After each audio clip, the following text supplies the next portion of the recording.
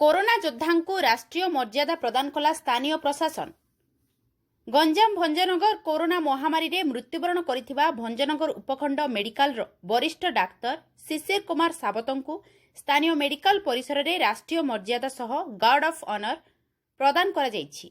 प्रकाश गत 15 तारिख रे कोविड रे आक्रांत होई स्वर्गत सावत होम क्वारंटाइन रे थिले हेले हठात कोनोसी कारणरो स्वर्गत सावतंक देह असुस्थ हेबारु तांको मेडिकल रे भर्ती करा जायथिला। तांकर देहांत हो जायथिला।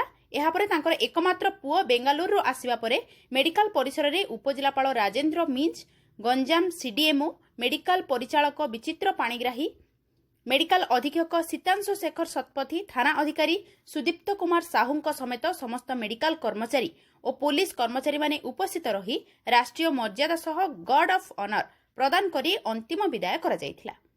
गंजाम भंजनगर आशीष कुमार गौड़ों रिपोर्ट, एसटीवी ओडिया न्यूज।